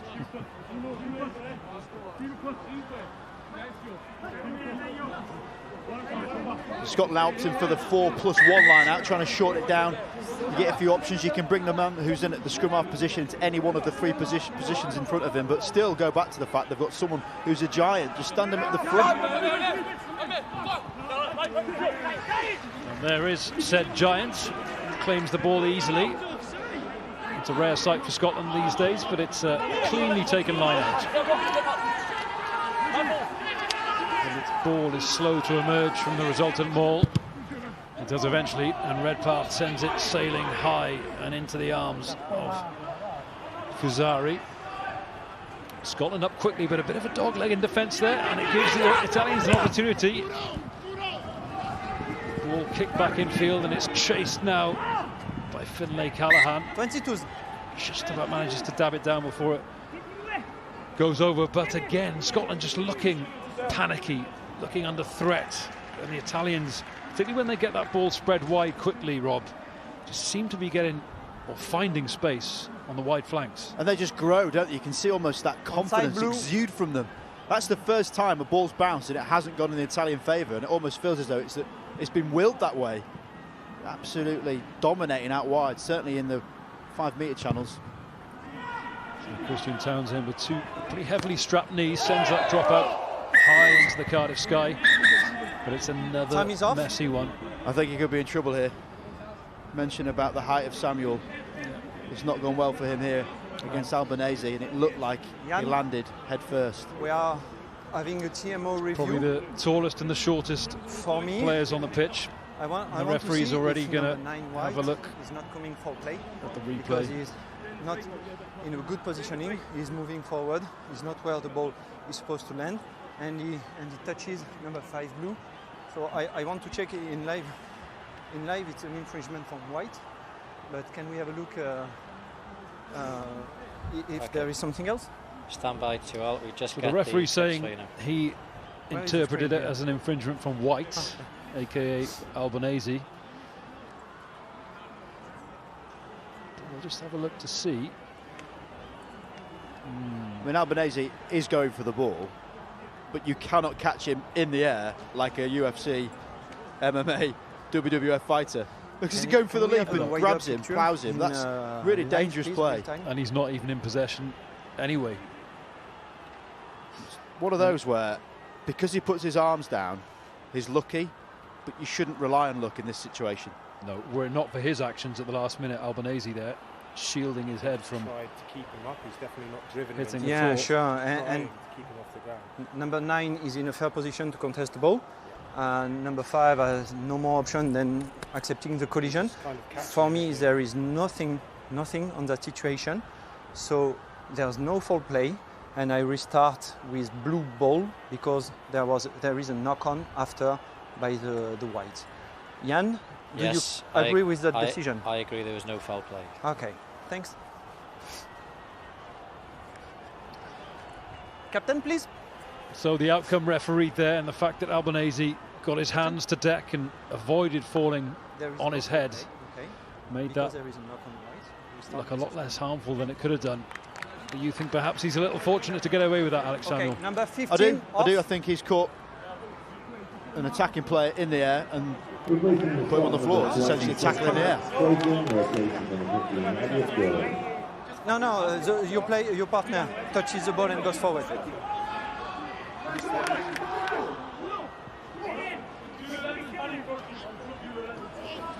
Elliot Gourlay scored a try against Ireland in round one. That already seems like a long time ago. He was playing 12 that day. He leaves the field.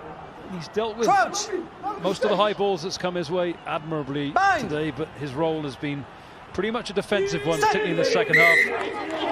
Early engage, tight end. Early engage from the Italian tight end, so Scotland take an opportunity, and Ben Muncaster, who's had precious few of those charging runs today, finally gets one and runs into the heart of the Italian defence.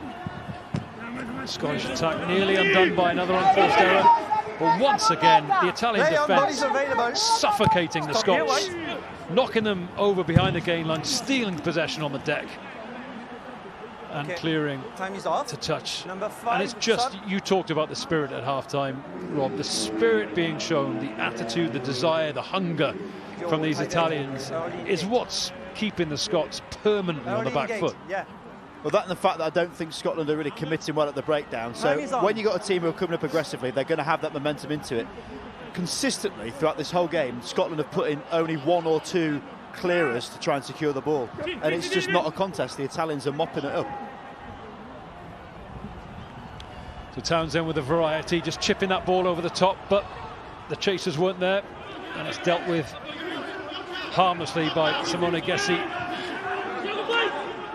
Albanese, bullocking run from Mohamed Hassa, the replacement tight end, and it's there on a plate again for Albanese.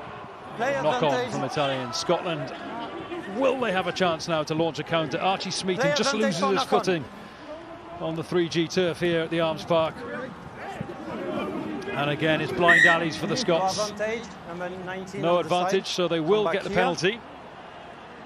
But Scotland just looking bereft of ideas in attack, Rob. Whenever they get the ball, there doesn't seem to be much in the way of imagination or creativity. It's the first time in 70 minutes that Scottish supporters' heart rates had gone up a little bit because of excitement. And the way that Muncaster ran with the ball, it had intent. He was on also that put the pressure on here, that forced the error. But at why, you've got to ask the question why it's 70 minutes when we're seeing that. It needs to be from the start of the game. I'm on that side. You have to have intent. You have to match this ferocity coming at you. And again, go back to the set piece, hasn't been great either, but when it comes to those moments of parity, those 50-50 chances, it's a landslide to Italy at the moment. Crouch!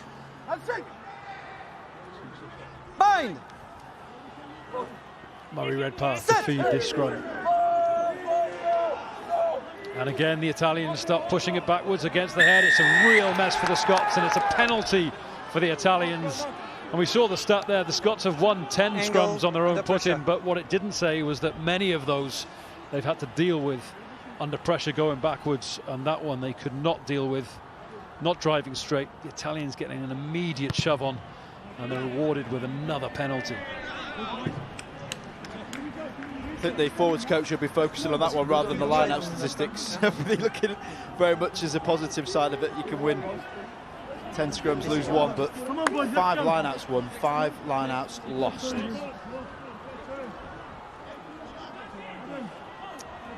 Yeah, most forwards coaches will be looking at a 85% plus ratio on line-outs, and to lose 50%, and until recently, Robbie, it was even more than that. That's a bad day at the office. Yeah, Italy going for a short line-out, and what's happened last few times, they've managed to keep it tight and get more forwards into this dynamic breakdown. You can see how up for it their forwards are. Conversely, Scotland not really matching that intent. No on tackle, play advantage, number 8 blue. There's Andreani, captain and try scorer. Physical presence in that Italian back row. And the penalties piling up against the Scots now. Absolutely piling up. It'd feel it'd be a lot more than what it actually is. So showing that Scotland have conceded 11, Italy have conceded 10. It certainly feels, watching this, that you'd think it was almost double the amount to Italy than Scotland. Absolutely, they've been under the cosh for so much of this game.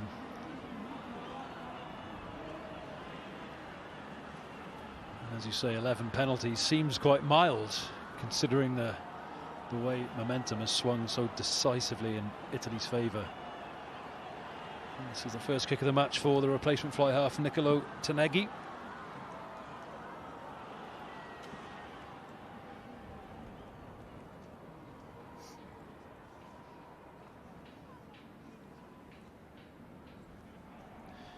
And it shows that they really just want to turn the screws and nail this coffin shut, the Italians, because they are 37 points clear.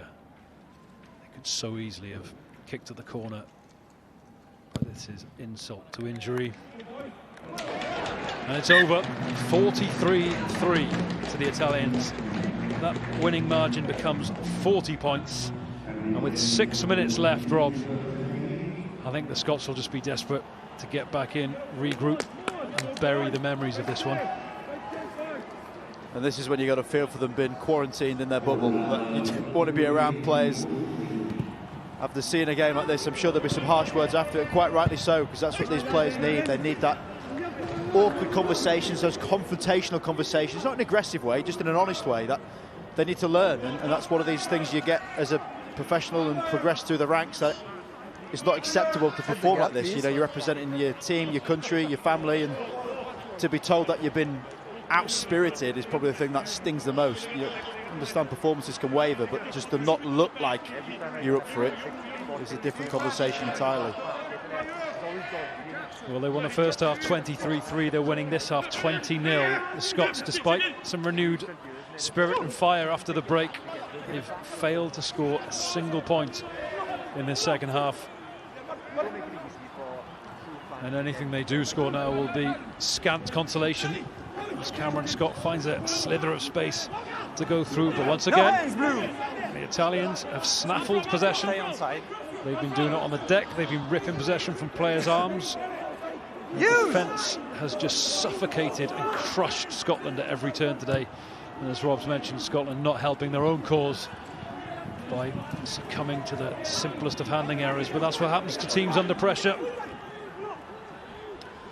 Murray Redpath. It's been a tough old afternoon for the scrum half, often having to scramble and dig the ball. It's a nice pass out to the wing there. A little bit of space for the replacement hooker, Patrick Harrison. And now Murray comes back the other way. Smeaton.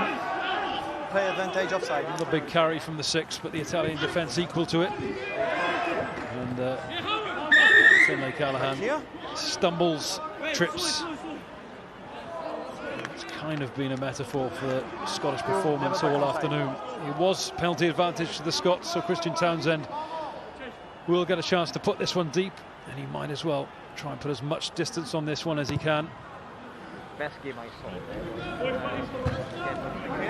It would be slightly ironic if they did finish with a driving maul from a line out that was successful, because it's really not been the story this half. But you see again the distance that the Italians are putting every time that the Scottish are trying to create something. They're getting put back, and it's a really aggressive defensive line. Still 76 minutes into this game, that is winning that game line battle. You talk about culture in rugby, and there's clearly a culture of togetherness in this Italian side. We saw it last week in narrow defeat to the French, and we've seen it in spades today against Scotland. And here they go again. Advantage, knock on. Advantage to the Scots, so they'll get another stab at this. And we talked 18, the last couple of weeks, Rob, haven't we, about ring rustiness and the fact these guys haven't played for 15, 16 months, and it's kind of inevitable that as bodies tire and minds become less sharp, that mistakes creep into games like this. Yeah, it's the same for both teams, you know. That's the big difference here. We're seeing just how easy the Italians are getting over that gain line, creating the chance and opportunities. They're racking up the line breaks. 9 to them, none to Scotland. An offload for me is a real stat that tells the story of this game. The Italians have been effervescent with ball in hand. Red aim will be back, man. Albanese has been a wonderful distributor, creator, a real pest in defence. 8 offloads the Italians have created and none to Scotland. Yeah, I did say at the top that I was expecting Alessandro Garbisi to come on in the last quarter because he had a very lively game against the French last week. Crouch! But Albanese has been such a commanding presence for Italy that he has stayed on for the duration and deservedly crowned man of the match. Ben Muncaster picking up from another retreating Scottish scrum. And the Italians really driving home their authority in that aspect of the game. But Scotland still in possession. Will they have the last word here?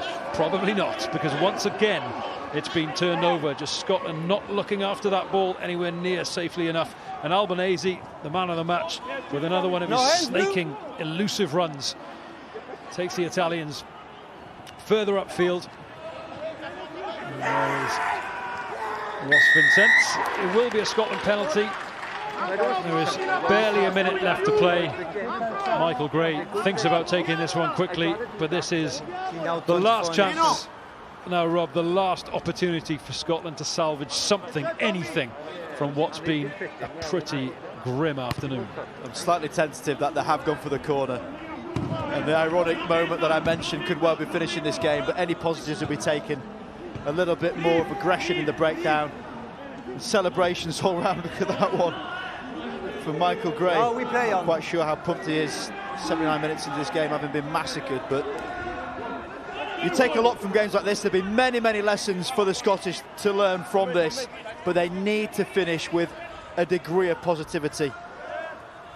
And this driving line-out could be it. Here we go then. Patrick Harrison, the former centre, throws the ball in. And as we've seen so many times, it's disrupted. But this time it led to an Italian knock-on. So Scotland will get one more chance as the clock approaches full-time. It is a set scrum, and as we've seen in the last few, Rob, the Scots, even on their own footing, have been shunted backwards. So this won't necessarily be a strong attacking platform, but a chance maybe to run a strike play, which they've had little opportunity to do all day. I've still got my head in my hands from that line out, that they could get one man who's not even been lifted to disrupt it like he did there. Scottish really need to just run with some impetus, get Muncaster the ball and get him running forward. So we are beyond the 80 minutes now for what's been an absolutely dreadful afternoon for the Scots, and a jubilant and triumphant one for the Italians. One more scrum, and you can see the Italians geeing up their forward pack for one last effort. They will not want to concede now. As handsome as this victory is, they will not want to allow Scotland to cross their line in injury time. So Murray Redpath, last throw of the dice for the Scots. Ben Muncaster, as Rob says, charging into the heart of that Italian defence. That's the kind of bullocking run Scottish fans will have been desperately wanting to see all afternoon, but they haven't until now. And there's Patrick Harrison. Scotland now just a metre away from the line, and the ref is playing advantage as well.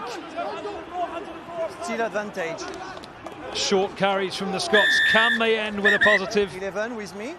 Well, it's going to end in a sin binning for Simone Gessi. The referee had warned the Italians. No, penalty is here. So penalty to the Scots. Push back. That opportunity to get the last word still there. And the ball is lost again in contact. So often, so many times you've said, the Scots failing to look after the ball. And the fact they do so, failed to do so in the last play of the game, is kind of symptomatic of all their failings this afternoon. It has been a chastening afternoon for the Scots, and as I say, an absolutely triumphant one for the Italians. A phenomenal performance from Massimo Brunello's side after that narrow defeat to France last weekend. They have recovered in some style. Scotland will have to go back to the drawing board. There's probably not much they can salvage from the video of this game. They'll pore over it, see what lessons can be learned, but you'd think they just throw it in the bin, rip it up and start again next time. So Italians absolutely delighted here in Cardiff. You can see those expressions of delight etched all over their faces, utter dismay and despair for their opponents today. Third defeat in a row for Scotland, the third game where they haven't managed to salvage a point. They are rock bottom of this Six Nations Championship, 0 points to their name. But the Italians, who still have England and Ireland to come, will be enormously uplifted by their performance today.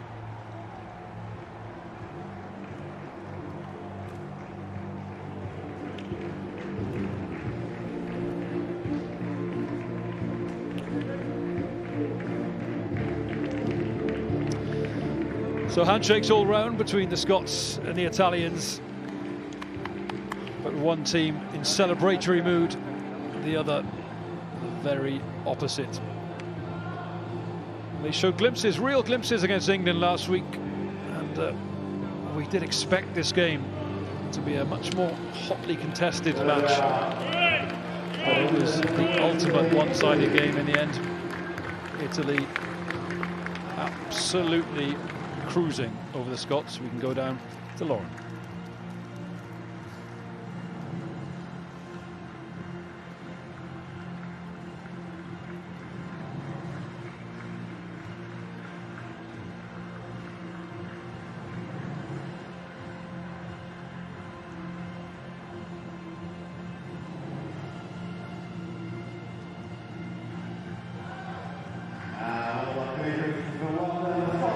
Six tries in total, 3 tries in 30 minutes. You're playing with a lot of ambition in attack. Is that the identity you want to create for this Italian side? Yeah, our focus was the defense. They didn't score the try at last, and I think we take just 2 or 3 tries in this tournament. So we are very happy today. We play also good in attack. So we take all the points that we can take. We take it. And it's not a one-off. You had a narrow defeat to France last week. You've had some great performances in this competition. Do you feel as if you're part of something special? Yeah, we see that we can play with all the team. Now we have 2 tough games, Ireland and England. So we have to do more to take 2 more big match. Good luck for those. Thanks for your time. Thank you. Thank you. Thank you.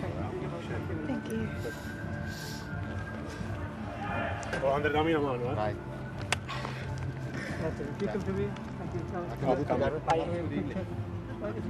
Ah, ok. Thank you. Standing by. Comando, auguri alla pescetta. Sta Felice Lombardo. Okay. Sum up your feelings for me. A special day for this Italian side.